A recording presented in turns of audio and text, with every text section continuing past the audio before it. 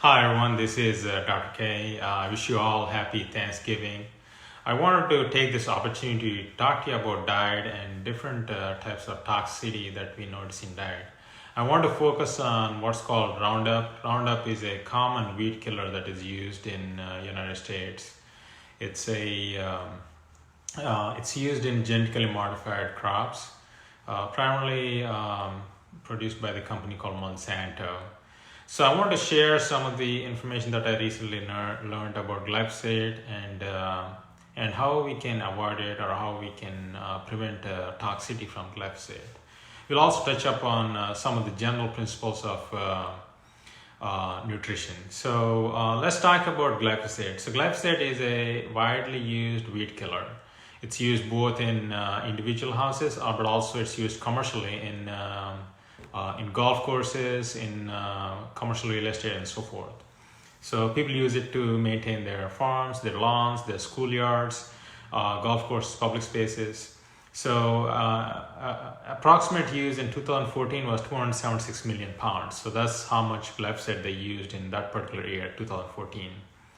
And there are some companies that test what is known as AMPA. AMPA is a metabolite of glyphosate. Like for example, I eat a regular meal and I'm consuming glyphosate. The body converts it into AMPA. So there are ways to measure that in the blood and other ways so that we can indirectly quantify how much glyphosate exposure there is. So the pesticide residue is very common. The way to calculate the glyphosate residue is using this formula. It is the sum of the weight of glyphosate plus 1.5 times the weight of its metabolite AMPA. And by using this formula, they measure the overall exposure to glyphosate. And the average effective glyphosate level measured in more than 1,000 North Americans is around 0.5 parts per billion. This is from one particular lab that I'm quoting. And sometimes it's expressed in nanograms per milliliters, but I'm using parts per billion. So 0.5 is the average that they got from like 1,000 samples. So the highest level that they measured in their group was 33 parts per billion, and the lowest was 0.02, which is really good. So let's compare with what the EPA says and what the European Union says about average levels. In a smaller study in Europe, they studied 182 people, and theirs was around 0.2 parts per billion. So if you compare 0.2 versus 0.5 in the United States, that means there's grossly higher exposure in the United States. And part of it is Europe doesn't allow genetically modified crops. They're much stricter. So the US EPA sets an average safe daily intake of 1.75 milligrams per kilogram of body weight per day. This is compared to European Union, which sets it at 0.3. So European Union sets it at 0.3 as the safe average daily intake, but the US EPA is much more liberal. They set it at 1.75, which is around 6 times the European Union's limit. So California and some other states are trying to reduce their limit. It's an ongoing process. The Environmental Working Group, they recommend a limit of 0.01 milligrams per day, very strict.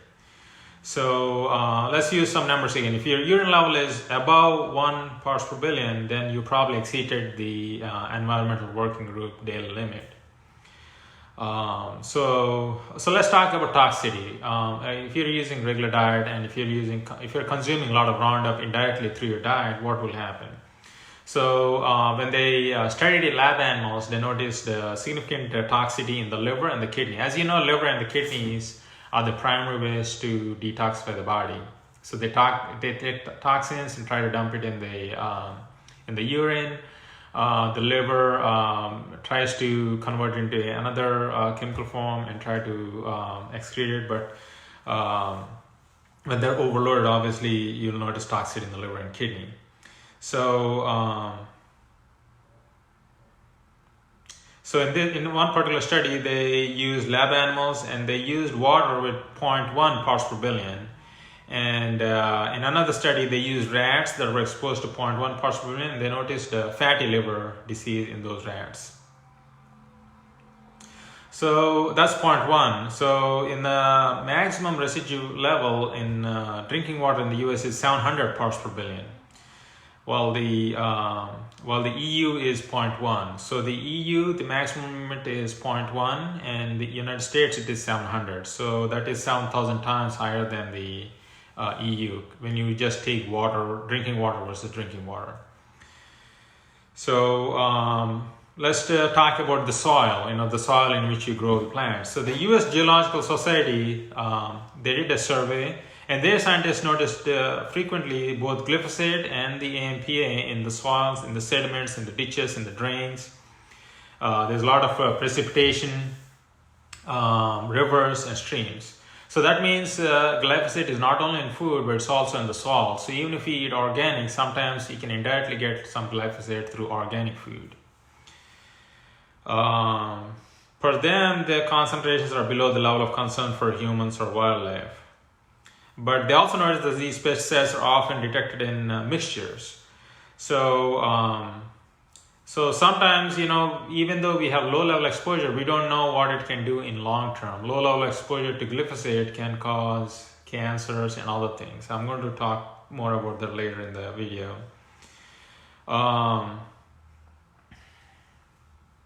The US EPA still considers glyphosate to be safe. They don't believe that it can cause cancer. Although multiple studies have shown that it is shown to cause cancer. I recently met with a client in a hospital, and she talked about a class action lawsuit that she's part of, where she's suing Monsanto for causing non-Hodgkin's lymphoma in her case, which is a cancer of the blood and the bone marrow. More the lymphatic system. So she has cancer of the lymphatic system, non-Hodgkin's lymphoma, and she's suing Monsanto, saying that they caused the cancer by not educating her about toxicity from Roundup. So, but if you look at World Health Organization, WHO, they strongly believe that it is a probable carcinogen. This is back in March 2015.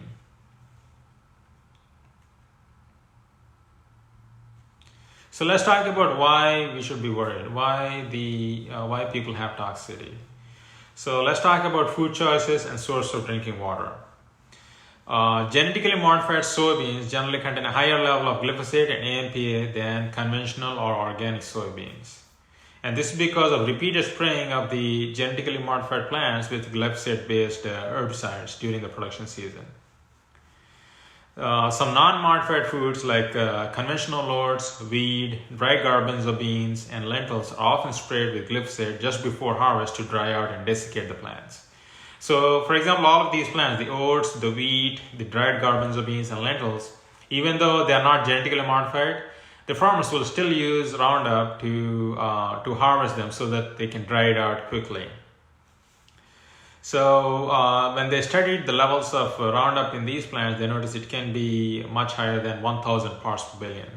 As I discussed before, 0.1 is what is considered maximum per European standards. So we'll take 0.1 as the sort of the safe level. So you're getting 1,000 parts per billion. Some items like honey can have levels up to 100 parts per billion. Items like beer and wine can have 30 parts per billion. A lot of people drink beer and wine on a regular basis. So even though they may think that there is no toxicity in beer and wine, they may be getting Roundup from that. In some fruit, like if you take the organic foods, we know organic foods are safer. They should have less pesticide, they should have less glyphosate or no glyphosate. So most of the time that is true. And they also studied people who are on a regular diet and they go to a organic diet. And they noticed that the glyphosate levels can go down significantly within 3 days. So it only takes 3 days to see a noticeable decrease in the glyphosate levels. So your liver and kidneys are suddenly, they're working to their full potential. They're not overloaded anymore. So they start to detoxify the body quickly. So it takes at least 3 days for you to notice significant lowering of the Roundup or the glyphosate levels. These are some of the results from a exposure study. So I'm going to briefly code out these results. I'm going to read through them. When they studied a sample population, they noticed 1 out of 7 people, or around 14% people, have no detectable levels. So these people are people who don't eat, they probably eat a lot of organic food. Maybe they're healthier, maybe their kidneys and liver they don't have problems. So these are a rarity. So 1 out of 7 people have no levels. But 86% people have detectable levels. So probably if you test my blood may have Roundup in it. So from all of my clients, I use this particular example, and I talk to them that, some of their symptoms may be related to just Roundup toxicity, and they may just get better if they eliminate Roundup from either their diet or try to limit exposure and so forth. I'm going to talk about it at the end of the video. Another statistic, men are more likely to have detectable levels and higher levels than women. So men are much more susceptible to this. You notice increased levels of infertility, you notice increased levels of cancer, and all of these things because men have higher exposure. Somehow there is a genetic difference in the way their bodies detoxify. So men have much higher levels compared to women. And as we discussed before, people who eat organic food have less glyphosate. Even if you consider organic oats versus non-organic oats, people who eat organic oats have less glyphosate in them. So we talked about that. People who eat 6 or more servings of vegetables per day. So if somebody is eating 6 or more servings of vegetables per day, their glyphosate level is only 50% of the regular person who's eating the regular meat and potatoes standard American diet. So even if you change to predominantly vegetable diet or vegetarian diet, you notice a significant improvement in the Roundup toxicity. Let's talk about pets. Dogs that eat a diet of raw meat and vegetables have much lower glyphosate levels, so they have much lower Roundup levels. Dogs that eat a conventional kibble with grain filler have much higher glyphosate levels. So if you're buying from Petco or wherever you buy, you're buying them kibble and grain filler, they'll have more Roundup toxicity. But if you're feeding them raw meat, if you're giving them vegetables, your pets will have lower Roundup levels. And the dogs that eat grain-free kibble, where lentil, chickpea, and pea flour is substituted for corn and soy, they have the highest level of glyphosate. So some pet owners or some people, what they think is they'll feed their dog or their cat kibble where they are using lentil, chickpea, and pea instead of corn and soy. Obviously, corn and soy are majority of them are GMO, so there's a high chance of Roundup. So people use the lentil, chickpea, and pea flour kibble. But even that, in this particular study, notice that there's significantly higher level of Roundup or glyphosate. So that's a very significant finding. Even I didn't know that before I read this paper. So let's talk about environment. So that's some of the results from the exposure study. So we know that the glyphosate is used to kill weeds. It's also used on the farms, golf courses, public parks. It may be used along the highway or along train right-of-ways, along fence lines, on cracks in urban sidewalks.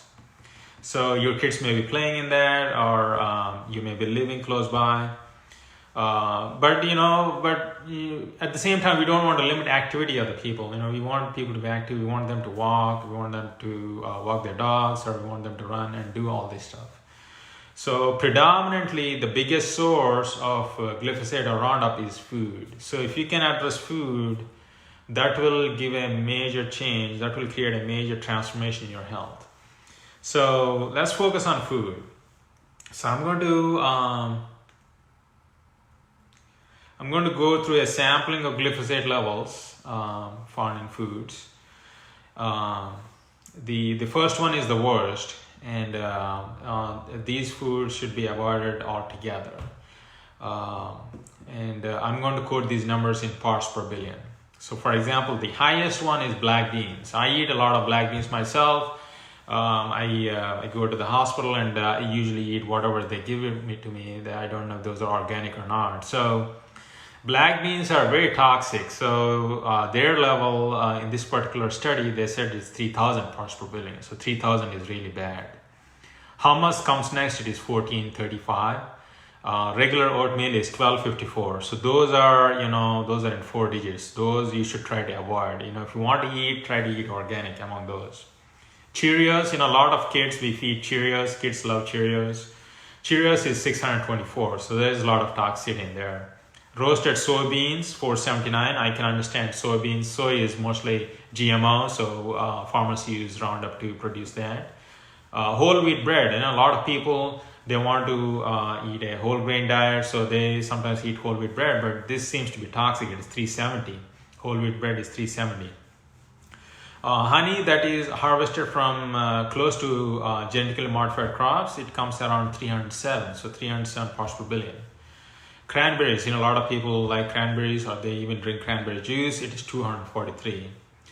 Green tea is 208. People think that green tea is much healthier than coffee or tea. They convert to green tea, but green tea, if it is from a GM source, then it can be toxic. It is 208.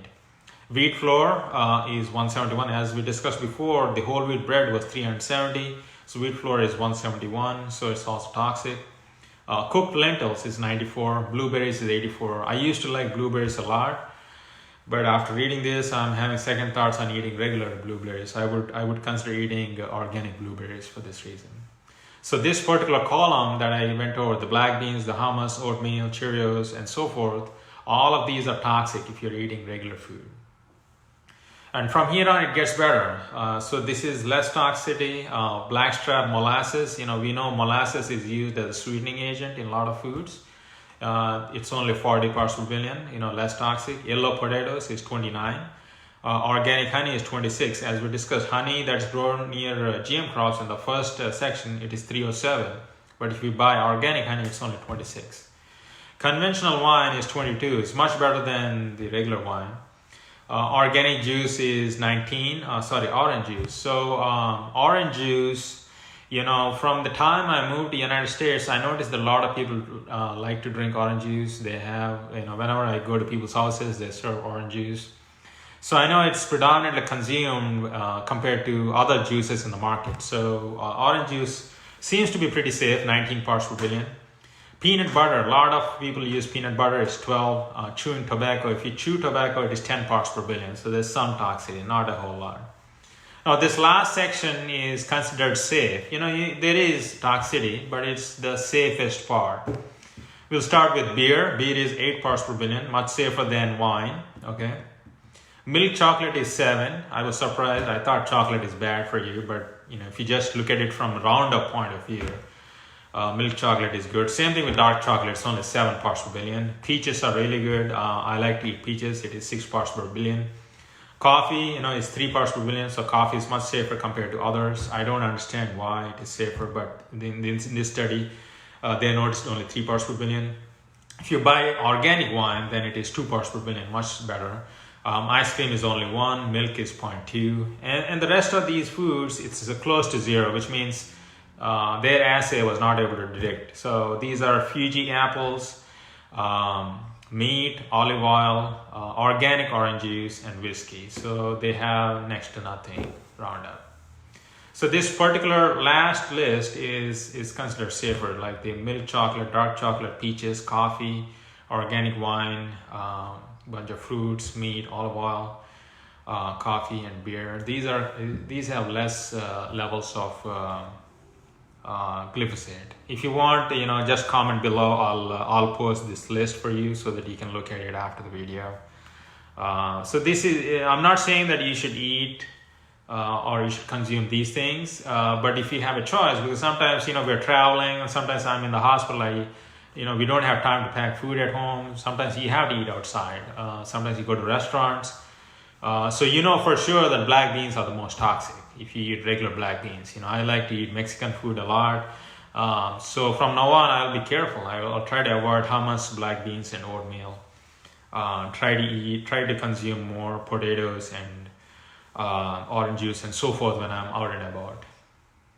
So the next section is, obviously we brought the idea of Roundup toxicity. How do you get rid of it? So this is the number one question that my clients ask. So they did an informal study. They did an experiment sort of thing, this particular author. So this particular doctor or the scientist, he ate conventional oats and other high glyphosate foods for 3 days. So he wanted to raise his Roundup levels in the body. And then he went 100% organic. He noticed that in 3 days he tested his blood again. In only 3 days he noted dramatic reduction in the Roundup levels, which is really good. On the 11th day he fell off, and then he went to an Italian restaurant. A lot of Americans like Italian restaurants. He went to an Italian restaurant, and eventually the next day the glyphosate levels went up again. And then they went back to nearly zero after 3 days of eating organic food. So just because you had to eat regular food doesn't mean everything has ended in your life. You can quickly get rid of it by being disciplined for at least 3 days after you eat outside or something. So I wanted to talk further about, do you have any questions about this so far? I wanted to make this more informal, more conversational. Please comment below if you have any questions so far about what I talked to you. And thank you, Joanne. I think going all organic is the best way, but it's not always possible. Sometimes you're traveling, sometimes there are other factors. So if you're able to buy organic, and if you have access to that, that's really good. Any questions so far?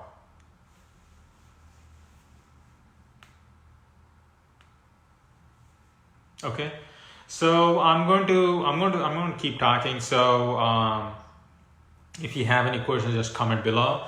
So the biggest issue that clients face is, let's say you're not able to follow a strict organic diet. Then how do you detoxify? How do you remove this from your body? Yeah, that's really good, Joanne. If you're able to travel and take your own food and all of that, that's really good. If you're disciplined enough to do that, that's really good. So how do you detoxify? We have to be practical. We can't live an ideal life all the time. So what we do for a lot of our clients is, you have to support the liver and the kidneys as much as possible so that they can work to their maximum level to detoxify. So there is something called phase 1 detox pathway and phase 2. So there is also something called glucuronidation. So by giving the raw materials to the liver and the kidneys, you can accelerate the cycle where they're functioning at a better level. One example would be giving a lot of vitamin C. Another example would be taking something like a supplement like a milk thistle. Milk thistle is sort of an okay supplement. It's not super powerful, but if you don't have access to IV treatments, then that's a possibility. The other approach is using some products that support the liver. We have some homeopathic products that help the liver detox. So the liver tends to release more stuff energetically. So IV vitamins like IV vitamin C, and so forth. Giving a lot of hydration. So a lot of people are dehydrated. They don't drink 8 ounces or 8 glasses of water on a daily basis, which is the bare minimum. So especially if they're detoxifying, if their body is releasing a lot of stuff, they should be drinking more water so the liver and the kidneys are supported. You don't want the kidneys to be so overloaded with toxins that it starts to form stones and it starts to suffer from it. We don't want chronic kidney disease to develop. So especially if you're doing a detox, like if you're either doing juicing or something else, you want to hydrate as much as possible. Some of my clients get a lot of benefit from taking coffee enemas. That's another approach that supports the detox pathways. So there are all these other approaches. So and these go along with the regular lifestyle. If you exercise, you sweat a lot, the body releases toxins through sweat as well. You just have to make sure that the sweat is not getting reabsorbed into the body by evaporation. So by sweating, you release a lot of toxins. Continue to urinate a lot by drinking water. That helps. If you eat a lot of fiber, that helps detoxify through the bowel movements. So by using a combination of different strategies, we can help our clients detoxify. Now, obviously, when the system gets overloaded and you need help, then you can get a quick IV treatment. You can get here in the clinic. If you don't have access to that, then sometimes you may have to go to the ER. You're having a crisis in the body. You're trying to detox, and let's say you're having numbness or you're having pains in the body. You notice the body is becoming more and more sluggish. Then you should probably go to the ER. Have them give you some fluids and stay there for a few hours until you feel better before you come back home. And this sometimes happens. People can have acute onset of diarrhea when they're detoxing from this. So when the body releases, sometimes it releases suddenly. It was waiting for that moment. It will gush out everything from the inside. So food in general is very healing. If you look at the studies done from a long time ago, from last 100 years, you can heal a lot of problems just by food and nutrition. The only problem is, do you have the discipline to keep at it? And that's where having an accountability partner.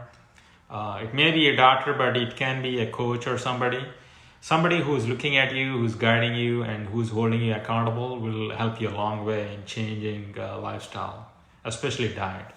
So we start with baby steps with our clients. We start them on some greens, including more vegetables in the diet, and slowly move into more of a plant-based diet. Not everybody can benefit from plant-based diet, but that's I prefer that over meat-based diet. And if somebody has to eat meat, I prefer white meat versus red meat. Red meat is really toxic. As you know, in the food pyramid, if you're on the bottom of the pyramid like vegetables, the meat is at the top of the pyramid. So all of the toxins are at the bottom, and the animals keep eating them, all the vegetables and so forth. So the toxin load is really high at the top of the pyramid.